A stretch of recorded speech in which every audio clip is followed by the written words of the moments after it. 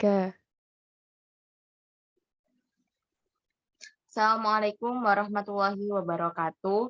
Om Swastiastu, Namo Buddhaya, Salam Kebajikan. Puji syukur kehadirat Allah Subhanahu wa Ta'ala, sehingga kita dapat berkumpul dalam pemaparan materi pada pagi hari ini. Sebelumnya, perkenalkan nama saya Selina Intana Susanti, NIM 030. Di sini saya selaku moderator yang akan memandu rangkaian kegiatan diskusi pada hari ini. Tentunya di sini saya tidak sendirian, ada kakak notulis dan juga kakak pemateri yang akan menemani kita pada pagi hari ini. Sebelumnya saya persilakan kepada kakak notulis untuk memperkenalkan diri terlebih dahulu. Silakan kakak notulis.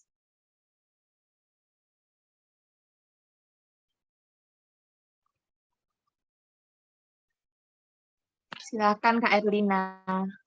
Ya, baik. Terima kasih, Kak. Mohon maaf, ada kendala tadi. Baik, Ya, perkenalkan, saya Erlina Ade Lalita Putri, 002 sebagai notulis. Baik. Terima kasih Kak Erlina. Sebelum acara ini kita mulai, izinkan saya untuk membacakan susunan acara pada kegiatan diskusi pagi hari ini. Yang pertama yaitu pembukaan, kedua pemaparan materi oleh kakak pemateri yaitu Kak Hanifa dan juga Kak Wulan. Yang ketiga sesi tanya jawab, dan yang keempat ice breaking, kelima penutup. Langsung saja mari kita mulai acara diskusi pada hari ini yang akan dipaparkan oleh Kakak Hanifa. Untuk Kak Hanifa, kesempatan waktunya dipersilakan.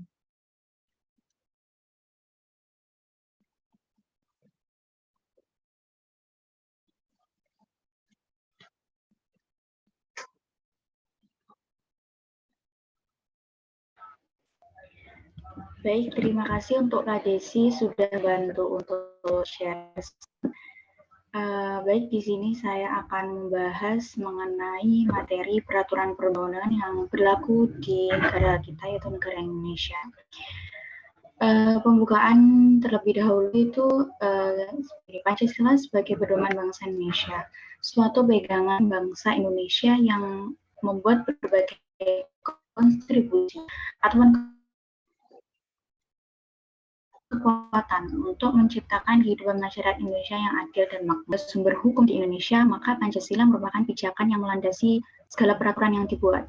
Artinya bahwa segala peraturan yang ada di Indonesia itu harus sesuai gitu dengan nilai-nilai luhur Pancasila dan tidak boleh otomatis tidak boleh bertentangan dengan Pancasila itu.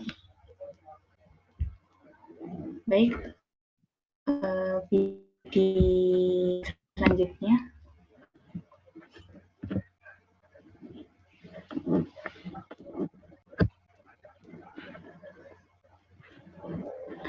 Nah, ini pendahuluan atau latar yang berupa latar belakang. Peraturan perundang-undangan di Indonesia diatur dalam Undang-Undang Nomor 12 Tahun 2011 tentang pembentukan peraturan perundang-undangan. Pengertian peraturan perundang-undangan menurut pendapat Bagirmanan bahwa peraturan perundang-undangan adalah keputusan tertulis negara atau pemerintah yang berisi petunjuk atau pola tingkah laku yang sifat atau mengikat secara umum. Peraturan perundang-undangan merupakan instrumen yang dapat menumbuhkan kesadaran masyarakat suatu bangsa, di mana melalui peraturan tersebut setiap orang dianggap mengetahui dan mengerti batasan hak dan kewajibannya. Suatu peraturan mampu menjaga dan juga melindungi hak-hak warga negara sebagai salah satu ciri negara hukum. Peraturan perundang-undangan juga pastinya memiliki fungsi. Fungsinya untuk mengatur suatu materi tertentu yang berguna untuk memecahkan suatu permasalahan yang ada di masyarakat. Pentingnya pengetahuan tentang hubungan Pancasila dan peraturan perundang-undangan, mengetahui tata urutan peraturan perundang-undangan yang berlaku di Indonesia, dan juga mengetahui penjelasan mengenai fungsinya, yaitu peraturan perundang-undangan, mengetahui lembaga apa sih yang berwenang dalam pembuatan peraturan perundang-undangan, dan juga mengetahui tata cara merumuskan peraturan perundang-undangan, mengetahui penjelasan mengenai cara mengkaji atau menguji peraturan perundang-undangan, dan lembaga yang berwenang mengkaji atau menguji peraturan perundang-undangan itu.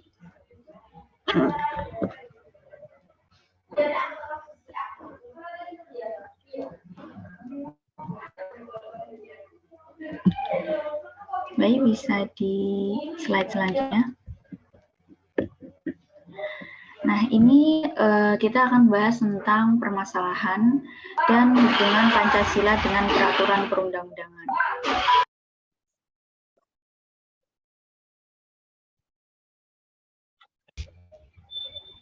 Nah, yang pertama, bagaimana sih hubungan Pancasila dengan peraturan perundang-undangan? Ini tuh adalah permasalahan yang akan kita bahas di slide selanjutnya. Yang pertama kita akan bahas tentang permasalahan bagaimana hubungan Pancasila dengan peraturan perundang-undangan. Yang kedua, sebutkan tata urutan peraturan perundang-undangan yang berlaku di Indonesia. Yang ketiga, apa saja fungsi peraturan perundang-undangan. Yang keempat, jelaskan lembaga apa sih yang berwenang membuat peraturan perundang-undangan. Yang kelima, bagaimana tata cara merumuskan peraturan perundang-undangan. Yang keenam, bagaimana cara mengkaji atau menguji peraturan perundang-undangan dan lembaga yang berwenang mengkaji atau menguji peraturan perundang-undangan tersebut. Dan yang terakhir yang akan nanti kita akan bahas itu adalah pelanggaran peraturan perundang-undangan dan sanksinya. Nah, selanjutnya itu kita akan bahas tentang hubungan Pancasila dengan peraturan perundang-undangan. Kalau saya melansir dari buku Pendidikan Pancasila, Pendekatan Berbasis Nilai-Nilai tahun 2020 karya dari Ardamon Prakoso, Pancasila yang termuat dalam pembukaan atau preambel dari Undang-Undang Dasar tahun 1945 berarti Pancasila memiliki kedudukan yang kuat dan posisinya tidak dapat tergantikan. Jadi dia tuh punya posisi tinggi tuh di situ. Pancasila merupakan dasar filsafat negara yang termuat dalam preambul atau pembukaan UUD tahun 1945. Apa sih artinya? Artinya itu setiap hal yang konteks penyelenggaraan negara itu dia harus sesuai dengan nilai Pancasila karena kan dia dasar filsafat negaranya.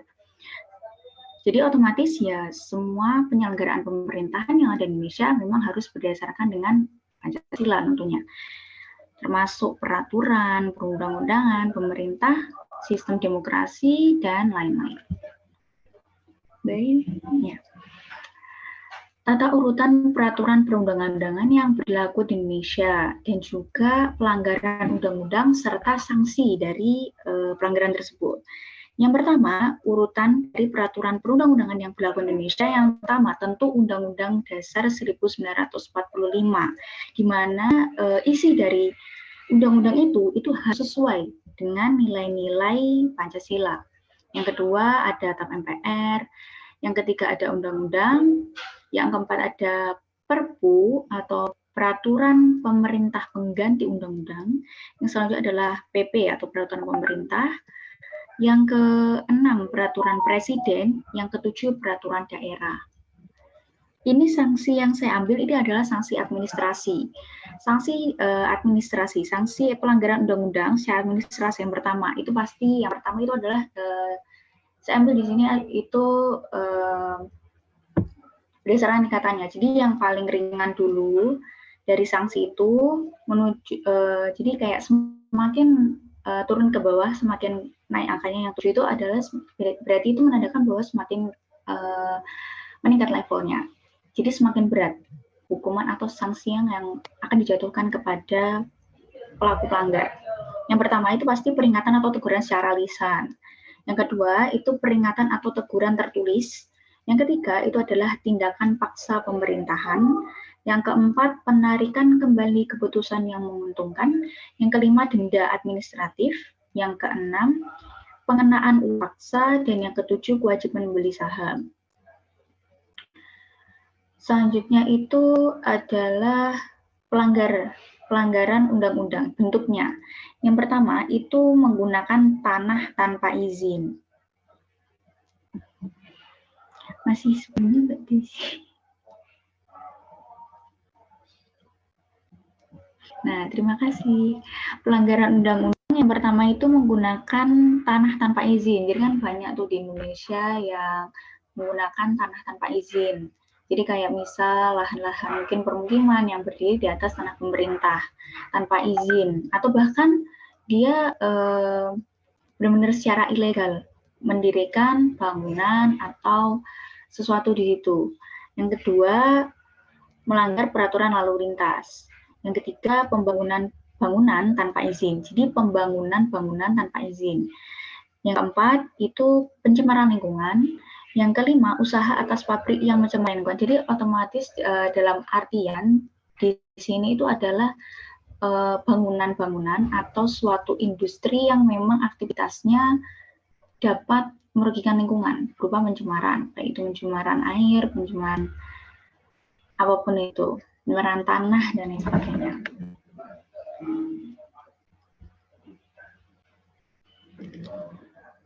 Baik, slide selanjutnya, Kak Desi.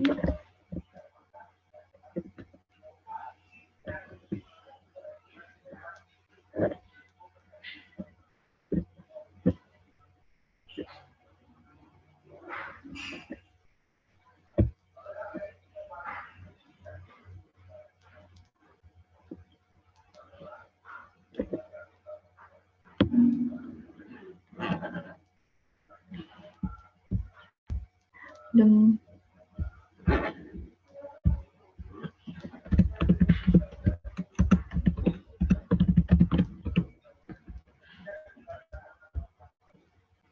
Nah, fungsi peraturan perundang-undangan. Yang pertama itu memberikan jaminan perlindungan bagi hak-hak kemanusiaan, karena kan pasti di dalam salah satu contoh yang paling sederhana itu kan seperti pasal yang ada di dalam UUD 1945 itu kan pasti ada pasal-pasal tentang perlindungan hak kemanusiaan, ada hak hidup, pendidikan, dan penghidupan yang layak, pekerjaan, dan lain sebagainya, hak untuk memilih agama, dan seterusnya itu akan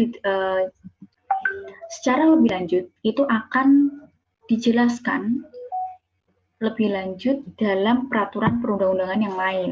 Jadi seperti peraturan pemerintah pengganti undang-undang, peraturan pemerintah, peraturan presiden lainnya. Yang kedua, memastikan posisi hukum setiap orang sesuai dengan kedudukan hukumnya masing-masing. Yang ketiga, sebagai pembatas larangan, perintah tertentu yang harus dipatuhi dalam berperilaku.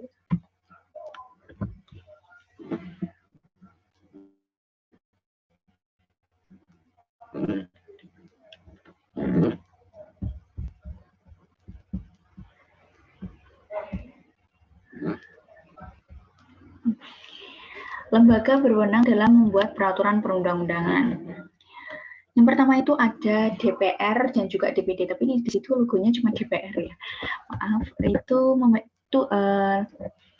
DPR dan juga DPD itu memiliki wewenang, yaitu memegang kekuasaan dalam membentuk undang-undang. Yang kedua itu ada lembaga MPR, memegang kekuasaan mengubah dan menetapkan Undang-Undang Dasar 1945 dan membuat keputusan ketetapan MPR.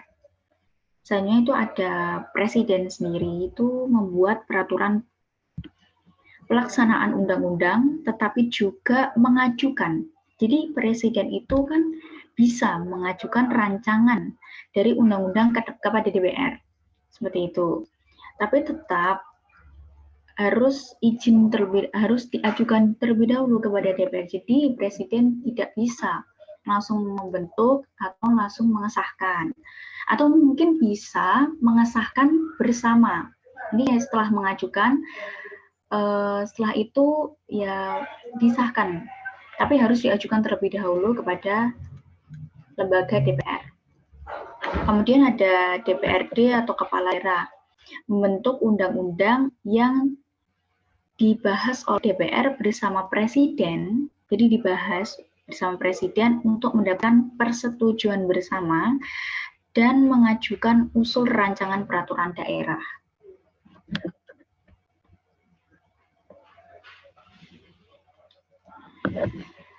Lalu ada tata cara merumuskan peraturan perundang-undangan. Kalau Undang-Undang tahun 1945 kan memang sudah dirancang oleh para pendiri negara. Jadi sudah mutlak seperti itu, tapi bisa diamandemen. Tapi kalau misalnya untuk preambul atau pembukaan itu sudah nilainya tuh mutlak, tidak bisa dirubah.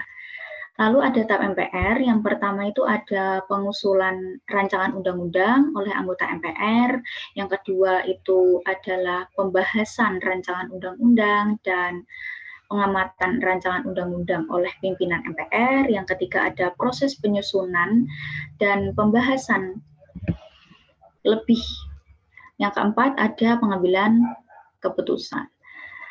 Selanjutnya ada undang-undang, yang pertama ada perumusan rancangan undang-undang juga oleh menteri dan pimpinan lembaga non-departemen. Yang kedua ada setelah dibentuk untuk membentuk tersebut panitia, lalu melanjutkan dari rancangan itu. Jadi membentuk panitia terlebih dahulu, kemudian melanjutkan untuk rancangan undang-undang tersebut. Yang ketiga, dikonsultasikan kepada menteri. Yang keempat, ada membuat rancangan akademik mengenai RUU. Yang kelima, ada mengajukan kepada presiden. Ya. Terus selanjutnya ada Perpu atau peraturan pemerintah pengganti undang-undang. Sesuai dengan pasal 22 ayat 1 Undang-Undang Dasar 1945 yang menyatakan dalam teks sebentar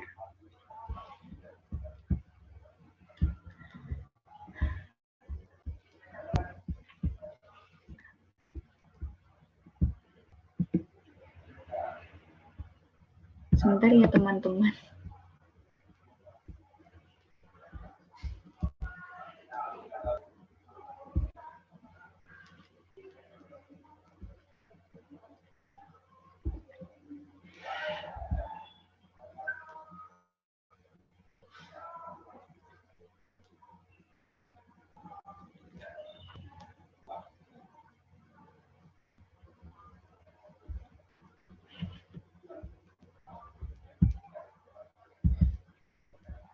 Oke, baik. Maaf terganggu.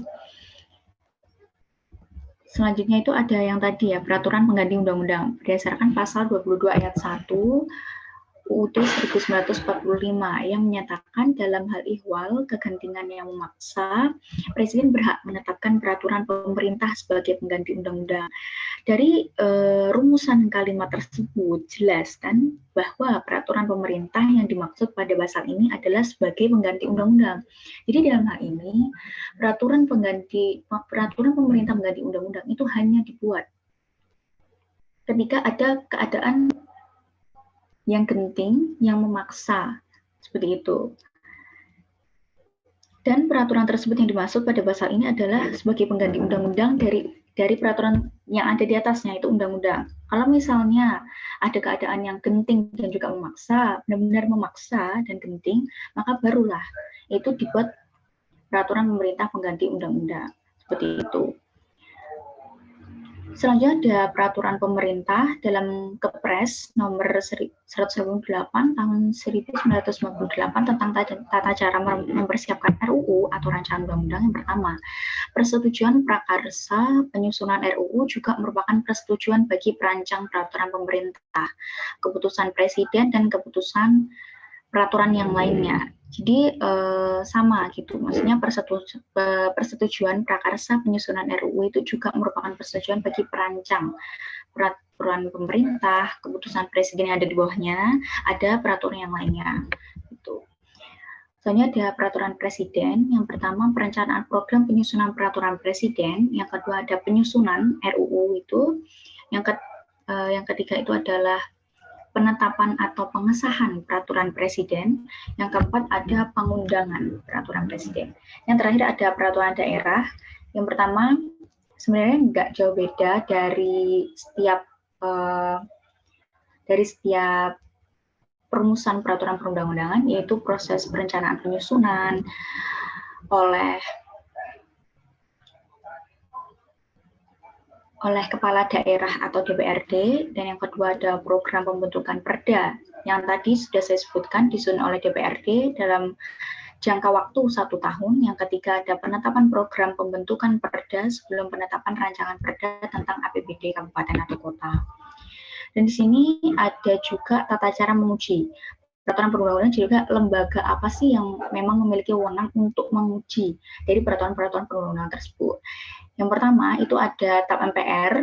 TAP MPR dalam konteks keberadaan hierarki peraturan perundang-undangan tidak ditemukan satupun mekanisme pengujian oleh TAP MPR. Jadi dan lembaga yang menguji itu sebenarnya MPR, tapi ada juga memang beberapa yang berbeda. Jadi ada yang tetap menguji TAP MPR oleh MPR, ada juga yang tidak diuji gitu.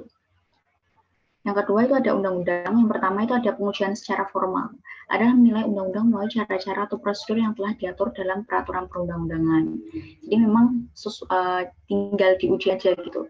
Biasanya dalam pengujian ini tuh sebenarnya secara lebih sederhana ya, sesuai pemahaman saya, itu adalah mereka itu menguji berdasarkan apakah di dalam peraturan-peraturan tersebut adakah indikasi dia itu mengalami kontra terhadap Pancasila. Kalau misalnya dalam pengujian tersebut sampai ada kontra atau penyelewengan atau penyimpangan terhadap nilai-nilai Pancasila, itu bisa jadi tidak diajukan atau batal untuk diundangkan gitu. Seperti itu.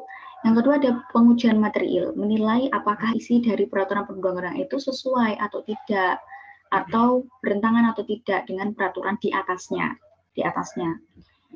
Terus peraturan pengganti undang-undang dibuat dalam keadaan genting atau bahaya, seperti yang sudah saya jelaskan tadi. Perpu melahirkan norma hukum yang sah dan berlaku seperti undang-undang, oleh karena memiliki norma hukum yang kekuatan mengikatnya sama dengan undang-undang, maka MK menguji secara material. Jadi intinya itu dilaksanakan pengujian secara material. Jadi itu apakah isinya itu bertentangan atau tidak dengan peraturan di atasnya. Di atasnya kan ada undang-undang, ada TMPR, ada UUD, ada Pancasila. Terus peraturan pemerintah. Sama juga ada pengujian formal dan juga pengujian material, peraturan presiden, pengajuan permohonan kepada Mahkamah Agung, pendaftaran kepada kepaniteraan, pengiriman salinan, pengiriman jawaban, penunjukan majelis hakim, pemeriksaan perkara, pengambilan keputusan, pemberitahuan putusan, pelaksanaan putusan. Peraturan daerah juga sama, ada uji material, jadi terhadap suatu perda, kota dapat dilakukan pengujian ke Mahkamah Agung apabila peraturan tersebut diduga bertentangan dengan suatu undang-undang dengan permohonan keberatan. Yang kedua, jika suatu perda kota bertentangan dengan perda provinsi, kan di atasnya kan perda provinsi, nah kepentingan umum dan atau kesusilaan, maka dibatalkan oleh gubernur sebagai wakil pemerintah pusat. Jadi, seperti yang sudah saya jelaskan tadi, bila ada yang bertentangan, akan mungkin terjadi, bisa saja terjadi, akan dibatalkan peraturannya. Seperti itu. Baik, selanjutnya saya serahkan kepada notulis.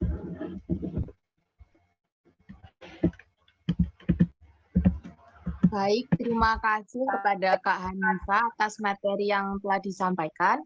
Materinya sangat jelas dan lengkap sekali dan pastinya akan menambah wawasan dan pengetahuan kita semua. Kemudian kepada Kakak Notulis, Kak Erlina dipersilakan untuk menyampaikan kesimpulan dari materi yang telah disampaikan. Silakan Kak Erlina. Baik, terima kasih atas waktunya Kak. Jadi kesimpulan dari materi hari ini yaitu Pancasila merupakan dasar filsafat negara yang termuat dalam pembukaan Undang-Undang 1945. Artinya, setiap hal dalam konteks penyelenggaraan negara harus sesuai dengan nilai Pancasila, termasuk peraturan, perundang-undangan, pemerintahan, sistem demokrasi, dan lainnya. Tata urutan peraturan perundang-undangan di Indonesia antara lain Undang-Undang 1945, PAP MPR, Undang-Undang, peraturan pengganti undang-undang, peraturan pemerintah, peraturan presiden, peraturan daerah. Fungsi peraturan perundang-undangan antara lain mencegah monopoli atau ketimpangan sumber daya, mengurangi dampak negatif dari suatu aktivitas dan komunitas atau lingkungannya, membuka informasi bagi publik dan kesetaraan bagi kelompoknya, mencegah kelangkaan sumber daya publik dari eksploitasi jangka pendek, menjamin pemerataan kesempatan dan sumber daya keadilan sosial, perluasan akses, dan retribusi sumber daya. Selain itu, dapat memperlancar koordinasi dari perencanaan dalam sektor ekonomi.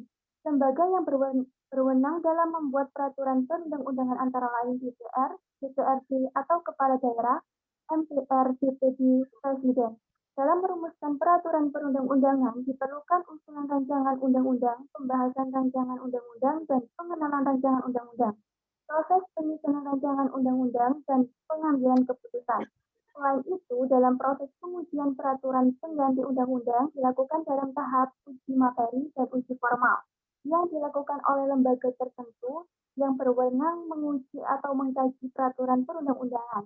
Dalam pelanggaran terhadap peraturan perundang-undangan seperti baku mutu air, limbah, emisi, dan gangguan akan mendapatkan sanksi. Terima kasih. Saya serahkan kepada kakak moderator. Baik, untuk sesi selanjutnya, yaitu sesi tanya-jawab.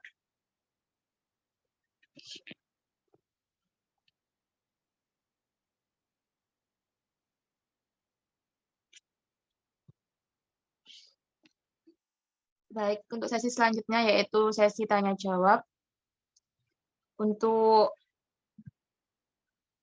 bagi yang mau bertanya, dipersilakan untuk raise hand terlebih dahulu, dan bagi yang ada kendala untuk bertanya langsung bisa melalui kolom chat dengan format nama, 3 NIM terakhir, kelas, dan juga pertanyaan. Baik, untuk yang bertanya Maaf, Kak Moderator. Ini lanjut ke materi kedua dulu. Oh iya, baik. Baik, untuk acara selanjutnya yaitu pemaparan materi kedua yang akan disampaikan oleh pemateri kita, yaitu Kak Wulan. Untuk Kak Wulan, dipersilakan.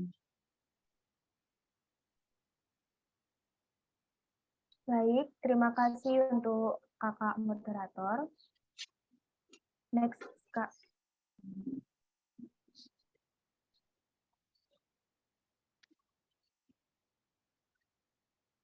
Ini adalah anggota kelompok. Peraturan perundang-undangan.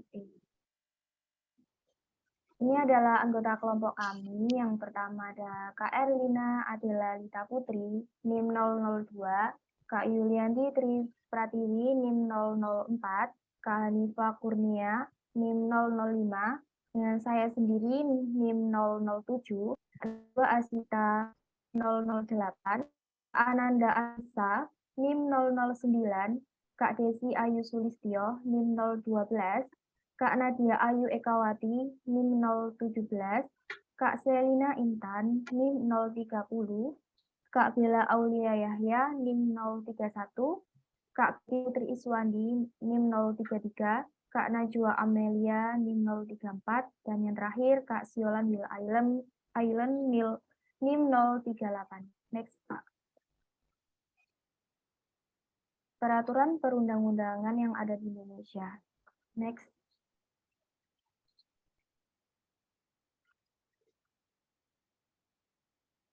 Apa sih peraturan perundang-undangan itu? Peraturan perundang-undangan adalah peraturan tertulis yang memuat norma hukum yang mengikat secara umum dan dibentuk atau ditetapkan oleh lembaga negara atau pejabat yang berwenang melalui prosedur yang ditetapkan dalam peraturan perundang-undangan. Next, Kak.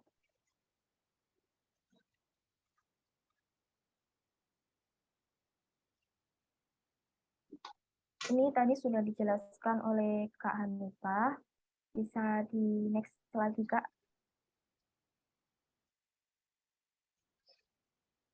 Kenapa ada peraturan perundang-undangan? Yang pertama, karena berfungsi untuk mengatur kehidupan warga negara dalam menciptakan keamanan dan ketertiban masyarakat, peraturan perundang-undangan ditujukan untuk mengatur kehidupan berbangsa dan bernegara. Maka, warga negara wajib menaati peraturan perundang-undangan yang sudah dibuat oleh pemerintah dengan penuh kesadaran. Kedua, yaitu untuk mengatur hubungan antara manusia dalam hidup bermasyarakat, menjaga dan melindungi hak-hak warga masyarakat, menyelesaikan masalah-masalah atau sengketa-sengketa secara adil. Dan yang terakhir, mengatur jalannya pemerintahan negara. Next, Kak.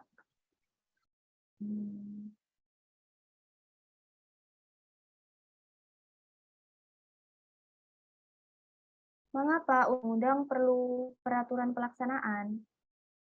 Peraturan pelaksanaan yang dimaksud di sini itu aturan yang dibuat oleh eksekutif atau pemerintah atau badan lain dalam rangka melaksanakan undang-undang. Berbeda dengan pembuatan undang-undang, peraturan pelaksanaan dibuat dengan tidak melibatkan lembaga legislatif atau DPR. Pada dasarnya, kewenangan membuat undang-undang termasuk peraturan pelaksanaan ada di tangan lembaga legislatif. Eksekutif memiliki kekuasaan untuk melaksanakannya. Namun, suatu peraturan perlu didelegasikan karena mendesaknya pemberlakuan suatu aturan. Perlunya pengaturan yang detail, memerlukan keahlian khusus, dan pengaturan yang harus sesuai dengan karakter masing-masing daerah. Next, Kak.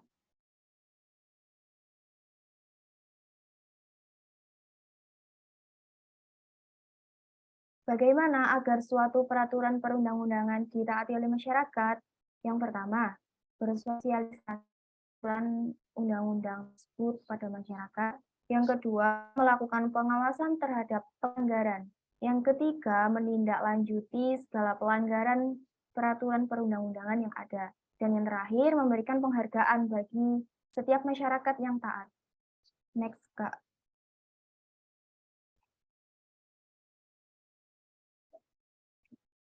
Contoh masyarakat menaati peraturan perundang-undangan yang ditetapkan.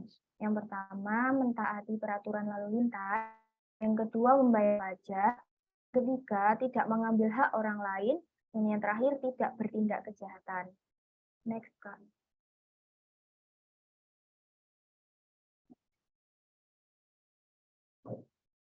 Apa konsekuensinya bila undang-undang tidak diundangkan di dalam lembaran negara?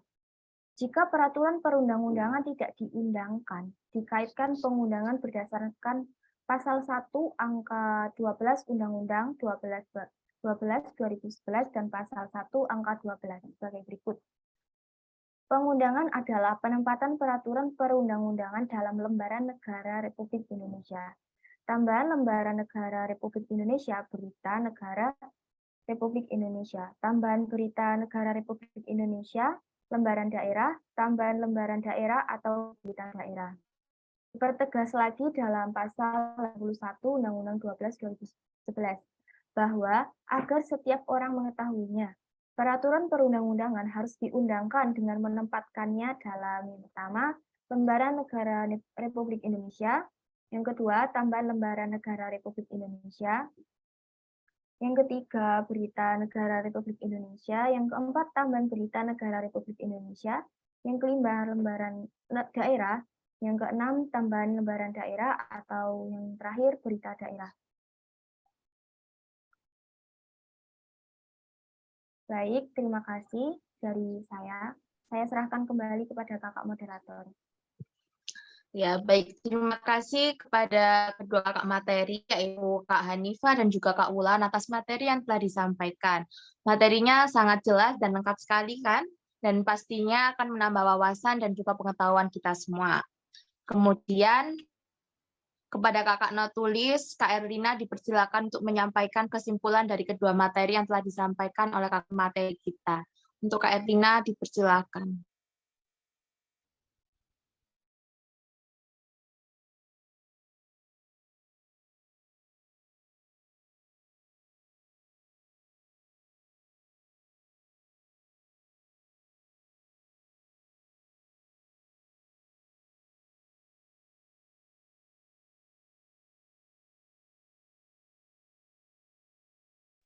Kak Erlina, pada kendala?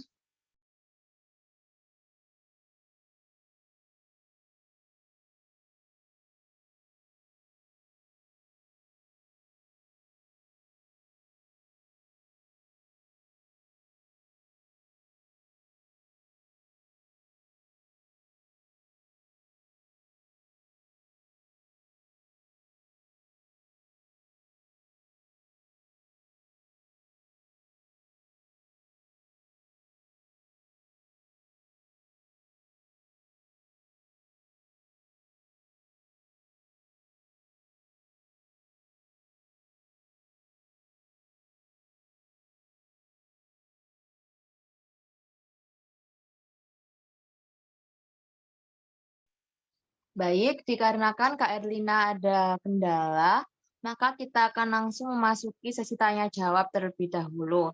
Bagi yang ingin bertanya, silakan raise hand terlebih dahulu, dan jika ada yang terkendala jaringan atau yang lainnya untuk bertanya langsung bisa melalui kolom chat dengan format nama, underscore 3 nim terakhir, underscore kelas, underscore pertanyaan. Silahkan jika ingin bertanya langsung raise hand.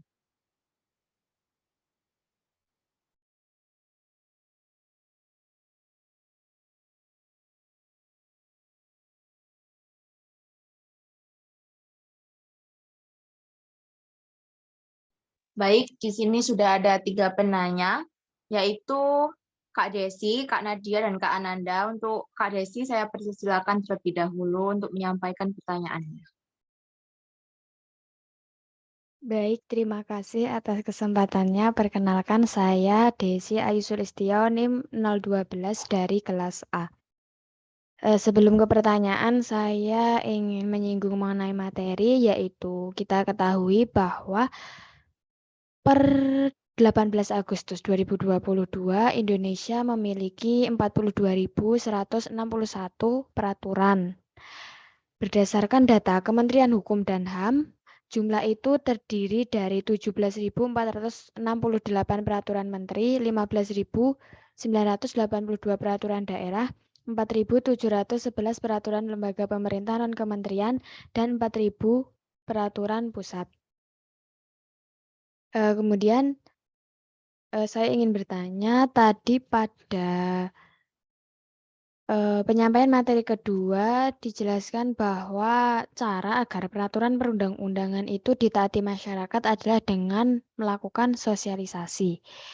Nah, bagaimana strategi agar sosialisasi itu bisa benar-benar berhasil merubah pola perilaku masyarakat agar menaati peraturan? Terima kasih.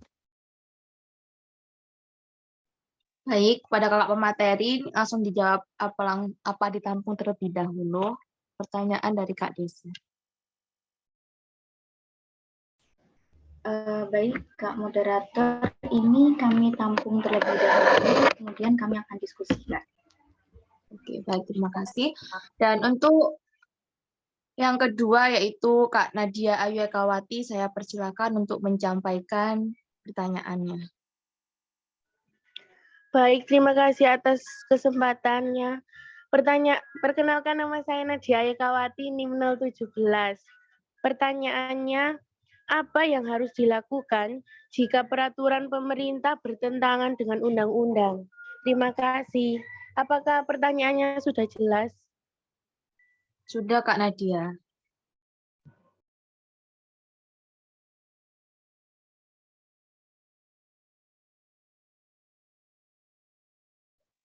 Lalu ada Kak Ananda Anissa Amalia yang akan bertanya. Saya persilakan untuk menyampaikan pertanyaannya. Baik, terima kasih atas kesempatan dan waktunya. Perkenalkan, nama saya Ananda Anissa Amalia, NIM 009, izin bertanya.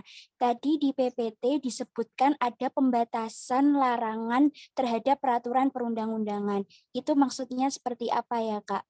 Boleh tolong dijelaskan. Terima kasih. Ya, untuk sesi tanya jawab termin 1 sudah ada 3 penanya dan saat ini lagi didiskusikan oleh kakak pemateri kita. Nanti ada termin 2. Kak Juli silakan menyampaikan pertanyaannya nanti di termin 2 ya, Kak.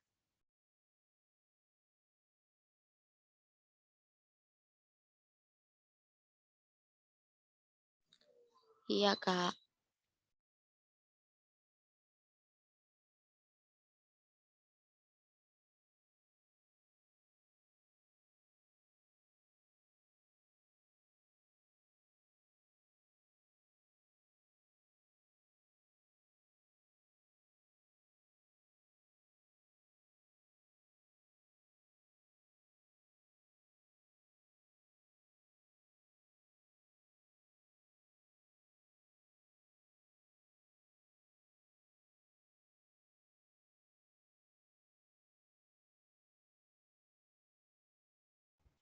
Baik, saya izin untuk menjawab pertanyaan dari Kak Nadia Ayu Ekawati.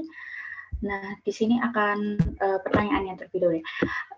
Apa yang harus dilakukan apabila peraturan pemerintah bertentangan dengan undang-undang? Seperti itu ya, Kak Nadia ya? Iya, Kak Hanifah. Baik, ini akan dilaksanakan suatu upaya hukum. Nah, upaya hukum yang dapat diajukan jika PP atau peraturan pemerintah atau peraturan yang lainnya sebenarnya di bawah undang-undang itu bertentangan dengan undang-undang, yang otomatis peraturan pemerintah itu kan ada di bawah posisinya undang-undang. Nah, itu adalah mengajukan permohonan uji material terlebih dahulu. Itu langkah pertama terlebih dahulu adalah mengajukan permohonan uji material. Jadi uji isi dari yang terkandung dalam peraturan pemerintah kepada Mahkamah Agung yang terdapat pada pasal 31 Undang-Undang Nomor 5 Tahun 2004 tentang perubahan atas Undang-Undang Nomor 14 Tahun 1985 tentang Mahkamah Agung.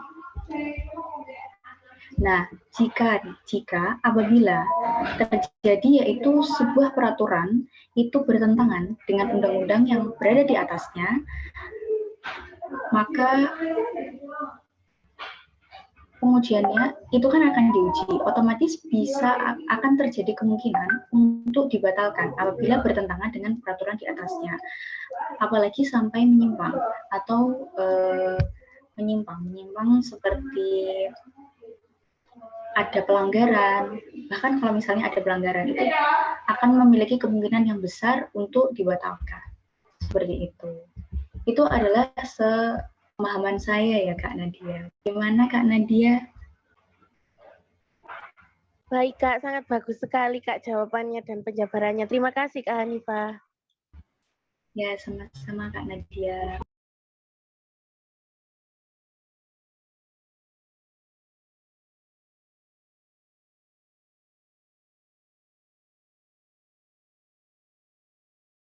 Baik, saya akan menjawab pertanyaan dari Kak Desi. Bagaimana cara agar sosialisasi itu mampu membuat masyarakat mentaati? Sosialisasi itu kan ditentukan oleh lingkungan sosial ya Kak, ekonomi dan kebudayaan di mana individu tersebut itu berada. Selain itu, sosialisasi juga ditentukan dari interaksi pengalaman serta kepribadiannya orang masing-masing. Nah, dengan sosialisasi tersebut, manusia itu bisa sebagai makhluk yang biologis, menjadi makhluk manusia yang berbudaya, dan cakap menjalankan fungsinya, dan tepat sebagai individu, sebagai anggota kelompok. Untuk caranya supaya mampu mentaati, ya, itu dengan internalisasi nilai-nilai. Proses itu penanaman nilai kepada seseorang yang norma sosial ke dalam diri seseorang yang berlangsung sejak lahir hingga meninggal. Yang kedua itu enkulturasi, proses pengembangan dari nilai budaya yang sudah tertanam dari diri seseorang dan diimplementasikan dalam perilaku sehari-hari. Dan yang terakhir itu ada pendewasaan diri, proses berlangsungnya internalisasi dan enkulturasi secara terus-menerus hingga membentuk suatu kepribadian. Baik, apa ada tambahan?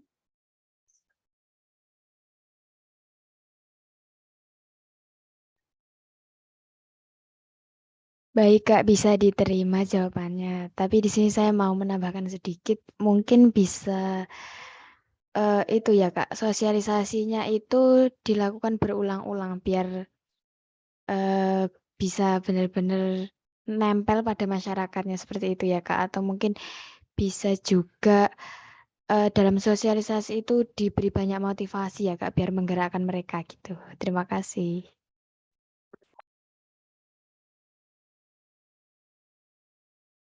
Baik, Kak. Terima kasih.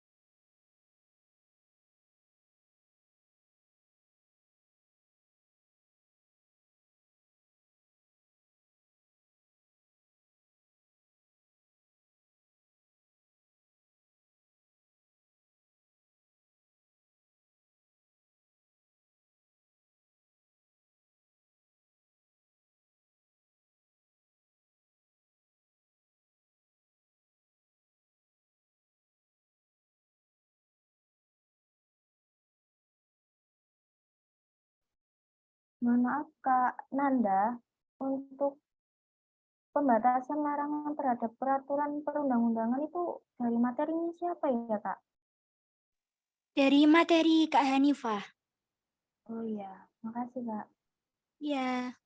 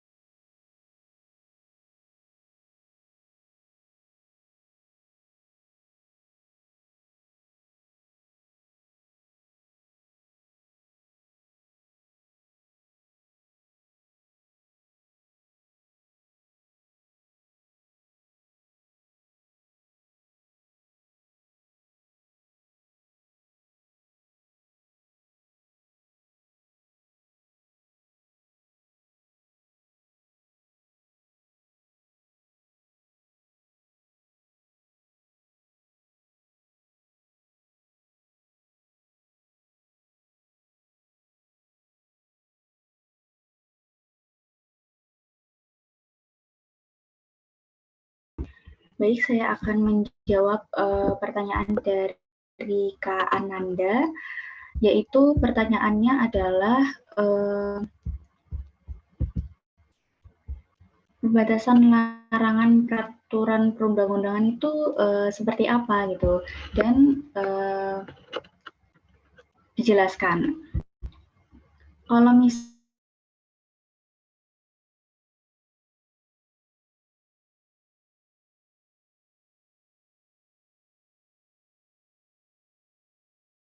memang harus dipatuhi setiap masyarakat, setiap orang, baik dalam kehidupannya di keluarga, di masyarakat, berbangsa juga bernegara. Karena di keluarga pun juga diatur peraturan-peraturan bagaimana harus memperlakukan satu sama lain. Jika memang ada tindakan yang melanggar atau melanggar dari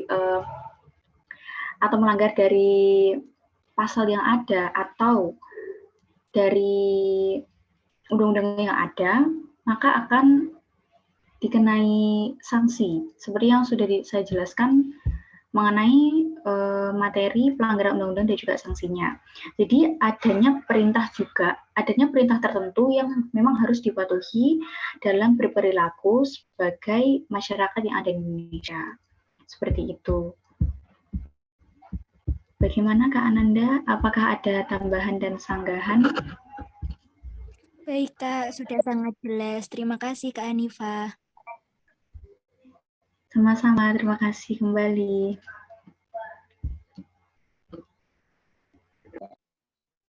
Untuk selanjutnya sesi tanya jawab termin 2 ada Kak Yulianti, Kak Najwa Asyita, dan juga Kak Najwa Amalia. Untuk yang pertama Kak Yulianti, terlebih dahulu saya persilakan untuk menyampaikan pertanyaan. Baik, terima kasih atas kesempatannya Kak Moderator. Perkenalkan, nama saya Yulianti Tripratiwi, NIM 004.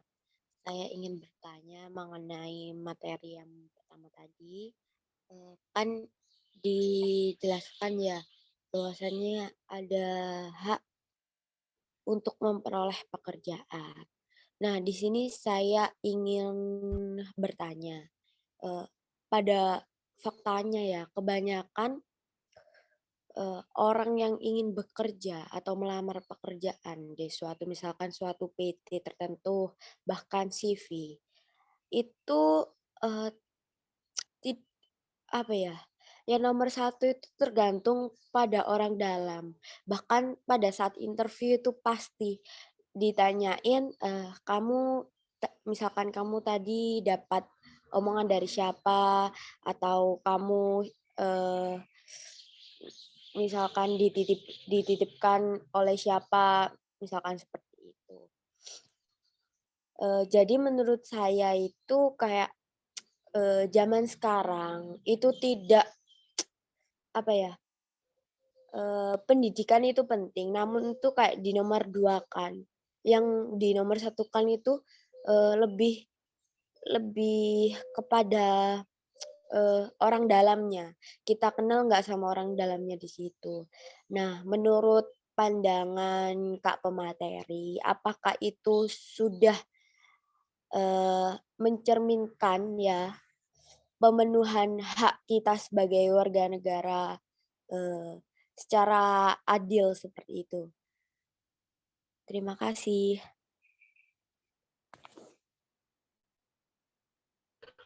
Baik, saya tampung terlebih dahulu ya Kak Yuli. Kemudian nanti saya akan mendiskusikan terlebih dahulu.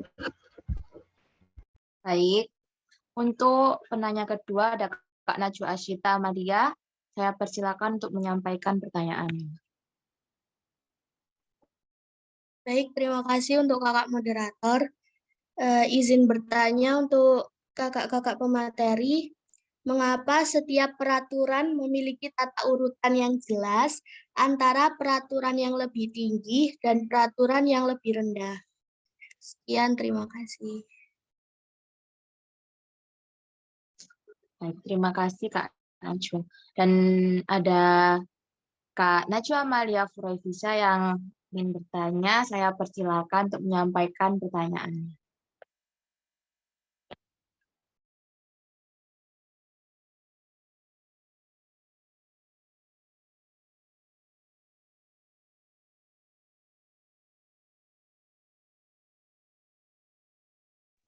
Halo, apakah suara saya sudah terdengar? Iya Kak, sudah terdengar dengan jelas. Baik, terima kasih atas waktunya Kak Moderator. Perkenalkan, nama saya Najwa Amalia Furaivisa, NIM 034. Jadi pertanyaan saya, tadi kan sempat disinggung mengenai tugas MPR. Nah, di sini saya ada sedikit sorotan, mengapa sih, siapa sih yang pertama, siapa yang memberi wewenang MPR ini dapat menurunkan jabatan presiden ya Kak? Kenapa kok tidak DPR atau DPRD yang notabene-nya itu lebih dekat tangannya dengan masyarakat, walaupun hanya sebatas namanya saja. Kemudian apakah MPR di Indonesia itu pernah menurunkan jabatan seorang presiden? Itu saja, terima kasih. Terima kasih. Untuk selanjutnya ada Kak Betty Putri Iswandi, NIM 033 yang ingin bertanya, yaitu mengapa dalam pembentukan peraturan undang-undangan tentukan terlebih dahulu jenis peraturan perundang-undangan yang akan dibentuk. Itu pertanyaan dari Kak Betty Putri Iswandi untuk Kakak Pemateri. Silakan dijawab Kakak Materi. Baik, saya diskusikan terlebih dahulu ya Kak Moderator. Iya Kak.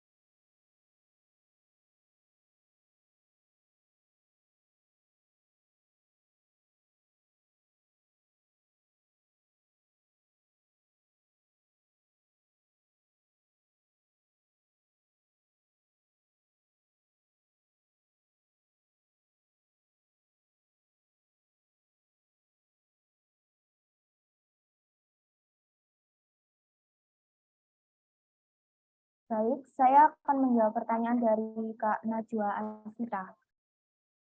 Mengapa setiap peraturan memiliki tata urutan yang jelas antara peraturan yang lebih tinggi dan peraturan yang lebih rendah? Karena tata urutan tersebut itu sebagai pedoman untuk pembentukan peraturan, sehingga setiap peraturan yang dibuat tidak boleh bertentangan dengan aturan yang ada. Dikutip juga di dalam Kementerian Pendidikan Kebudayaan atau Kemendikbud menurut Tab 3 MPR 2000 tentang tata urutan perundang-undangan di negara Indonesia, yakni Undang-Undang 1945.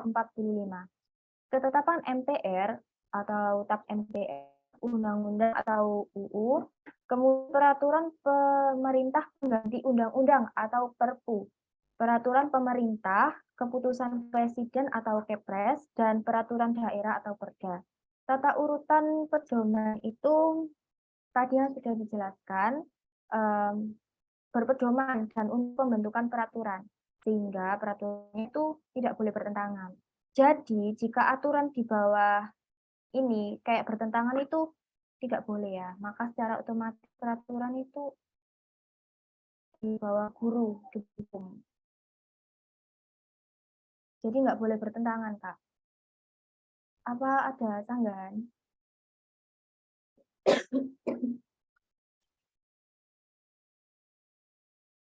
Baik, terima kasih, Kak.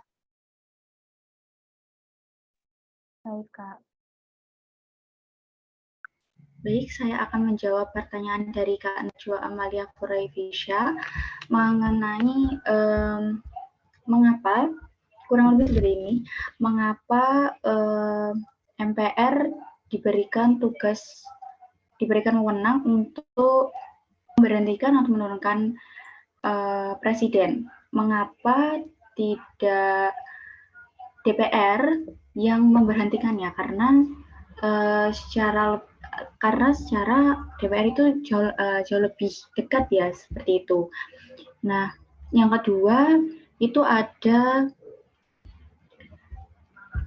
salah satu contoh MPR itu pernah tidak memberhentikan presiden.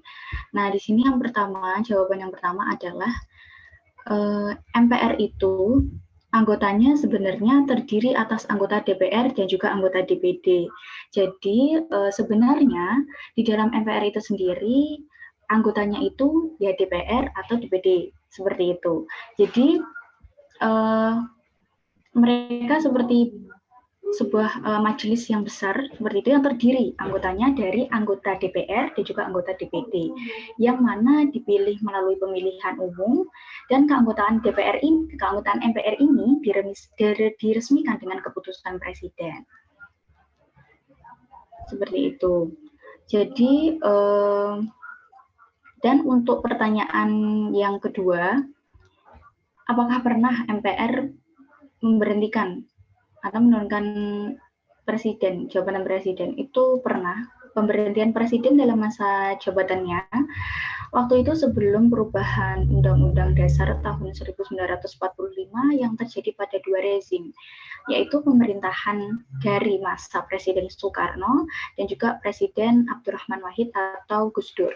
Presiden Soekarno diberhentikan oleh MPRS berdasarkan ketetapan MPRS nomor 33 MPRS tahun 1967 tentang pencabutan kekuasaan pemerintahan negara dari Presiden Soekarno. Hal tersebut juga dilakukan MPRS setelah Soekarno menyampaikan pidato pertanggungjawaban dengan judul Nawaksara yang oleh Soekarno disebut sebagai pertanggungjawaban sukarela. Seperti itu. Lalu ada tambahan untuk MPR yang memberhentikan ya. Sebenarnya MPR tidak secara langsung memberhentikan. Kayak saya berhentikan sesuka hati. Namun berdasarkan pasal 7A itu MPR juga melalui prosedur yang sangat harus runtut dan harus benar-benar sesuai dengan yang ada di pasal undang-undang. Kalau tidak salah itu pasal 7, kan ada pasal 7A sampai 7J kalau tidak salah ya. Itu kalau misalnya Pasal 7A, Presiden dan atau Wakil Presiden itu dapat diberhentikan dalam masa jabatannya oleh MPR atas usulan DPR, baik apabila terbukti telah melakukan pelanggaran hukum. Seperti itu. Jadi kayak seperti bisa pengkhianatan terhadap negara, korupsi, penyuapan, tidak pidana berat, yang lainnya. Najwa, apakah ada tambahan atau tambahan? Dipersilahkan. Berarti kalau orang biasa yang bukan anggota DPR itu juga tidak bisa menjadi MPR ya, Kak?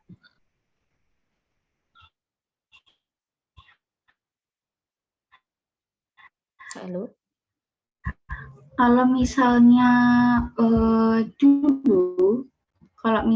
dulu itu terdiri atas DPR ataupun DPD. Jadi atas ada utusan-utusan atau anggota-anggota yang lainnya. Seperti itu. Karena kan itu MPR undang-undang mengalami amandemen beberapa kali. Seperti itu.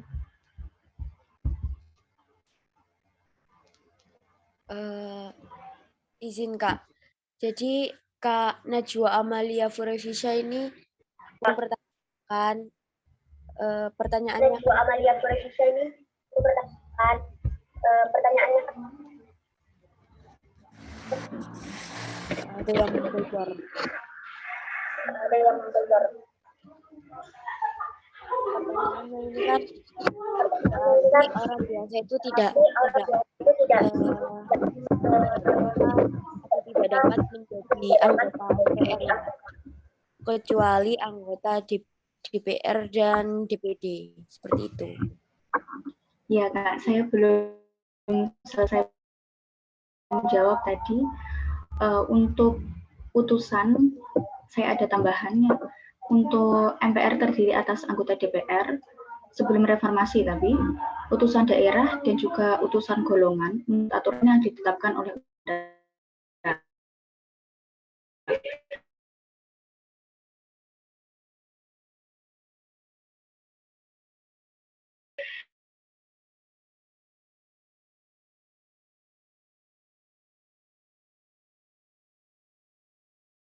jadi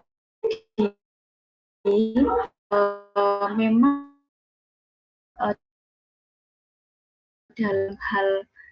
di dalam suatu keanggotaan MPR itu kan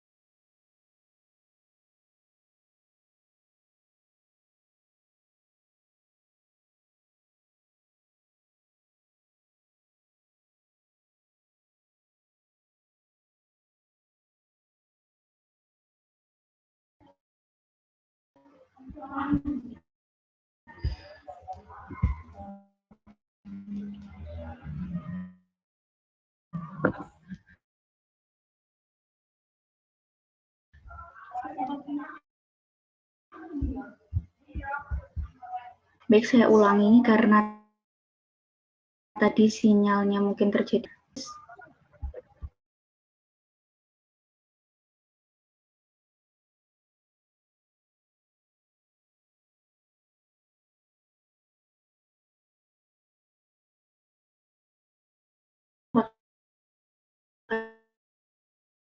Suara saya sudah terdengar? Sudah, Kak.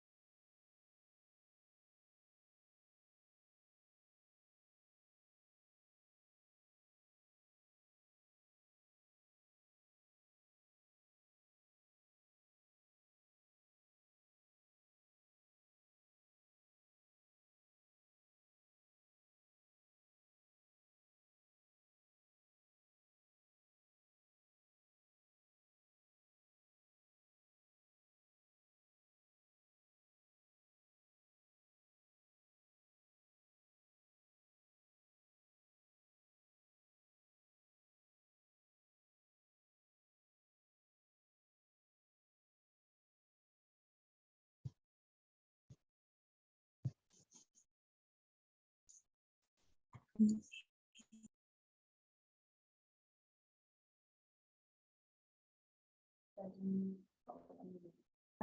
karena Kak Hanifah lagi terkendala sinyal, bagaimana dengan Kak Najwa? Apa bisa diterima? Iya Kak, nggak apa-apa. Sejauh ini sudah jelas. Baik, mohon maaf ya Kak. Iya, nggak apa-apa.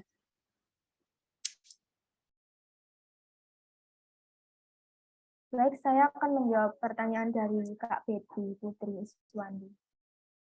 Mengapa dalam pembentukan peraturan perundang-undangan perlu ditentukan terlebih dahulu jenis peraturan perundang-undangan yang akan dibentuk?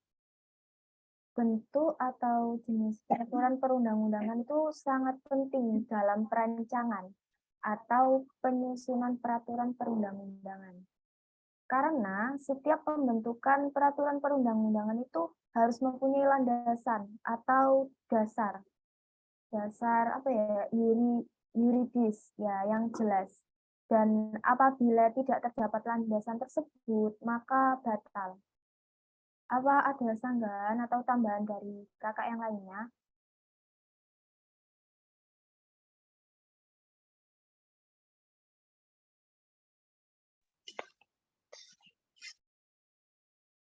Baik, terima kasih Kak Betty.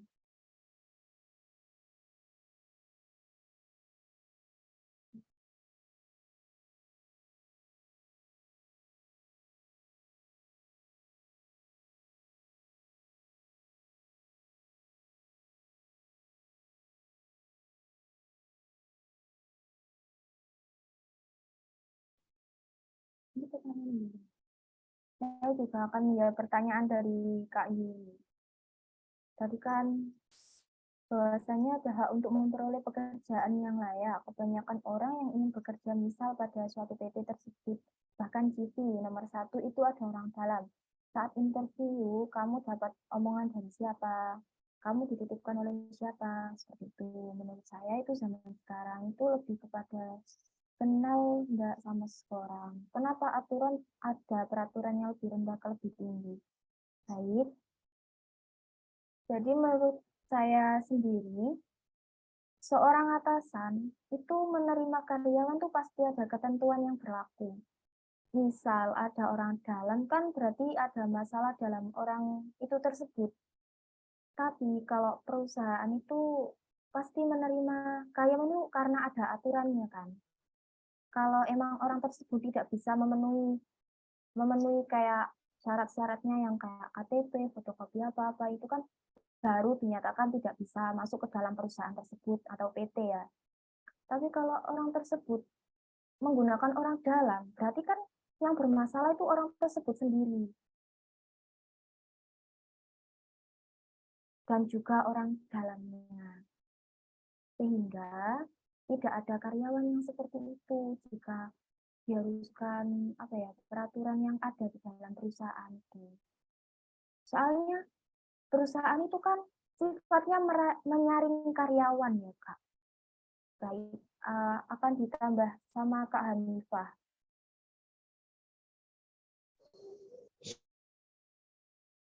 Selain dari permasalahan, ada perbedaan kasus di sini saya ingin angkat, yaitu yang pertama tadi yang dibilang oleh Kak Ulan.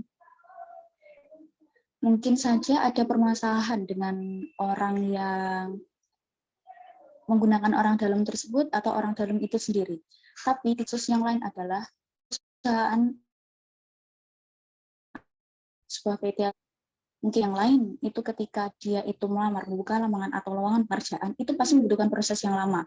Dari mulai membuat CV, dari mulai melamar, dari mulai jangka waktu pengumpulan lamaran, dalam perseleksian lamaran tersebut itu pasti membutuhkan waktu yang lama. Dan pasti kurun waktu tersebut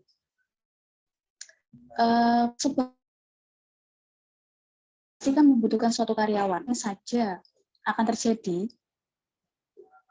Mereka itu butuh dengan cepat, tapi dengan syarat selain cepat, tapi dia juga kan pekerja yang berkualitas, maka daripada lama-lama mungkin daripada malam pekerjaan pimpinan bisa saja minta para kenalan enggak? Ini kamu punya kenalan mungkin yang begini gitu. Oh, saya punya kenalan Pak, dia berkompeten seperti ini. Itu akan jauh lebih cepat ya, dan juga bisa mendapatkan karyawan yang cepat, namun juga tidak membutuhkan waktu yang lama, terus menghemat waktu, menghemat tenaga, dan juga otomatis mendapatkan karyawan yang berkualitas. Jadi memang dalam hal ini orang-orang yang memang memiliki kompetensi di luar sana, tapi tidak memiliki orang dalam, itu otomatis bisa jadi dia itu akan tersingkir. Dia akan kalah sama orang yang mungkin kurang kompeten, tapi dia memiliki orang dalam. Dalam kasus ini makanya sekarang banyak sekali kasus yang menggunakan orang dalam, karena keadaan mungkin perusahaan tersebut atau keadaan memang sekarang itu memang serba cepat. Jadi kenapa harus menggunakan lowongan gitu? Kenapa kita nggak tanya sama teman kita aja, atau yang mungkin saja suatu PT tersebut lulusan dari almet tertentu. Oh, saya mau anak buah saya almetnya ini semua. Oleh karena itu maka dari itu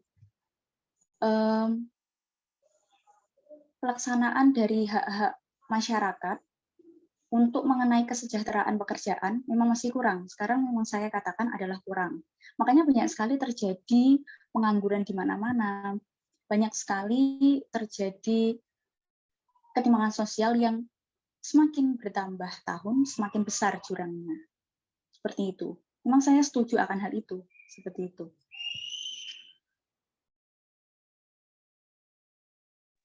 Lalu untuk menurut Kakak sendiri, bagaimana sih agar pengangguran di Indonesia ini tidak semakin meningkat? Istilahnya itu bisa diminimalisir. Selain dari ranah perusahaannya itu sendiri yang tidak serta-merta melihat dia itu dibawa oleh siapa, dia dapat kenalan dari siapa, seperti itu. Jadi bagaimana menurut Kakak Hanifah atau Kak Wulan untuk meminimalisir terjadinya pelonjakan pengangguran yang ada di Indonesia ini? Seperti itu.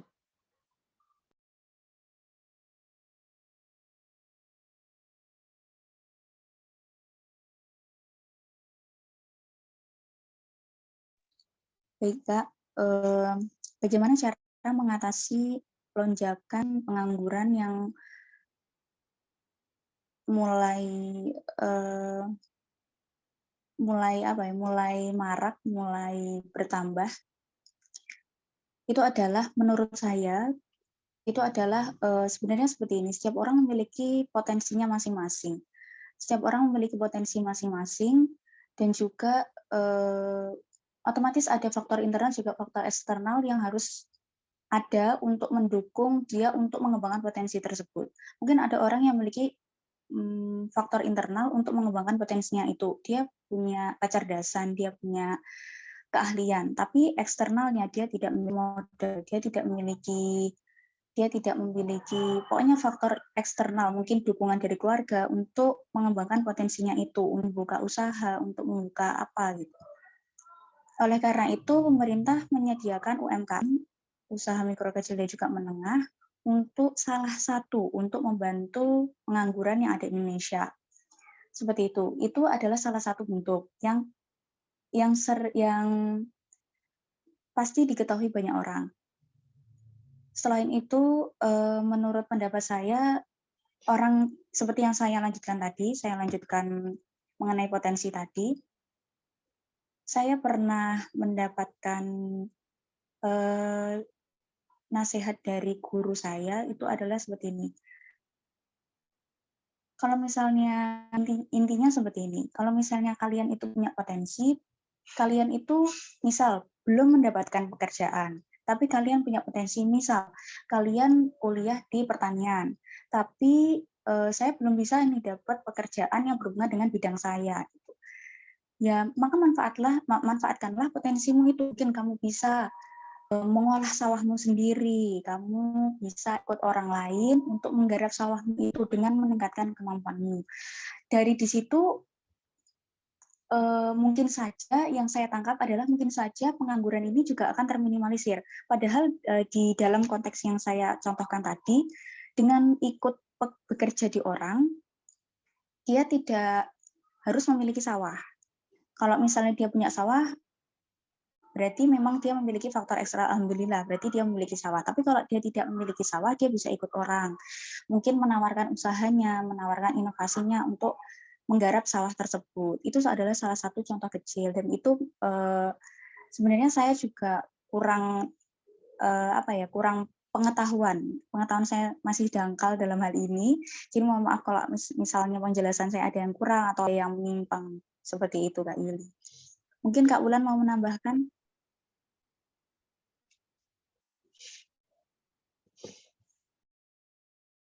Iya, Kak. Jadi kayak kita tuh perlu mengembangkan potensi diri kita seperti membuka usaha sehingga dapat merekrut orang banyak. Sehingga tidak terjadinya banyak pengangguran. Kalau katanya kan ada yang pernah bilang gini ya, Kak. Kalau kita tuh bos, setinggi-tingginya bos, kalau kita di perusahaan lain tuh tetap menjadi kacung atau karyawan gitu. Dan untuk cara mengatasinya supaya tidak terjadinya pengangguran itu kan banyak seperti menyelenggarakan bursa pasar kerja, menggalakkan kegiatan ekonomi informal, meningkatkan keterampilan tenaga kerja, meningkatkan mutu pendidikan, mendirikan pusat-pusat pelatihan kerja, seperti itu.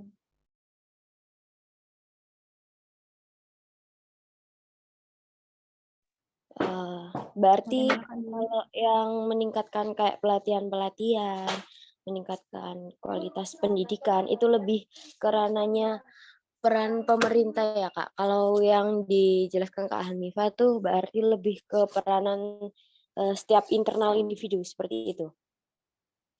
Iya, Kak. Jadi kan gini, pengangguran itu juga bukan dari kitanya sendiri, tapi pemerintah itu juga harus turun tangan biar tidak banyak pengangguran di dalam daerah tersebut.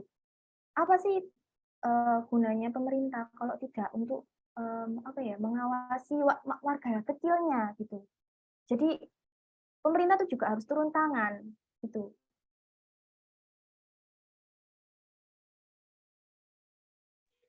Ya Kak, terima kasih atas penjelasannya. Kak, terima kasih. Baik, terima kasih kembali. Baik, terima kasih untuk kakak pemateri atas semua jawabannya yang sangat jelas dan tentu saja dapat menambah wawasan kita dan pengetahuan kita. Untuk selanjutnya yaitu penyampaian kesimpulan yang akan dibacakan oleh kakak notulis kita yaitu Kak Erlina, dipersilakan untuk menyampaikan kesimpulan dari kedua materi yang telah disampaikan oleh kedua pemateri kita yaitu Kak Hanifah dan juga Kak Wulan. Baik, terima kasih atas waktunya. Mohon maaf tadi saya ada terkendala jaringan. Apakah suara saya sudah terdengar? Sudah, Kak. Sudah, Kak. Kesimpulan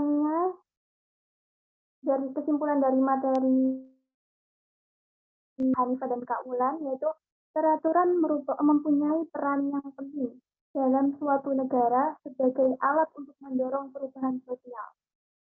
Dalam peraturan perundang-undangan, ini merupakan sebuah peraturan tertulis yang memuat sebuah norma hukum yang mengikat secara umum.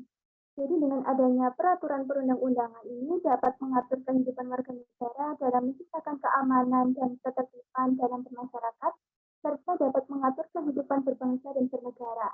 Tanpa adanya peraturan perundang-undangan dalam kehidupan berbangsa dan bernegara, suatu negara akan hancur karena tidak adanya sebuah peraturan yang mengikat secara umum. Dan pastinya masyarakat akan bersikap sesuka hati meskipun dalam hal negatif sekalipun. Oleh karena itu, kita sebagai warga negara wajib untuk mentaati peraturan perundang-undangan yang sudah dibuat dengan penuh kesadaran oleh pemerintah. Baik, itu kesimpulan yang dapat saya paparkan. Saya kembalikan ke Kakak moderator. Terima kasih. Terima kasih kepada Kak Erlina atas penyampaian kesimpulannya. Untuk sekarang memasuki sesi penutup, itu saya kira sudah cukup untuk diskusi pada pagi hari ini. Tak terasa kita sudah berada di penghujung acara. Semoga kegiatan diskusi pada hari ini bisa menambah wawasan kita terhadap perundang-undangan. Demikian tadi kegiatan diskusi pada hari ini. Apabila ada kata-kata yang kurang berkenan di hati, teman-teman, saya mohon maaf yang sebesar-besarnya. Sampai jumpa pada pertemuan diskusi selanjutnya. Akhir kata, wassalamualaikum warahmatullahi wabarakatuh. Waalaikumsalam warahmatullahi wabarakatuh. Waalaikumsalam warahmatullahi wabarakatuh. Terima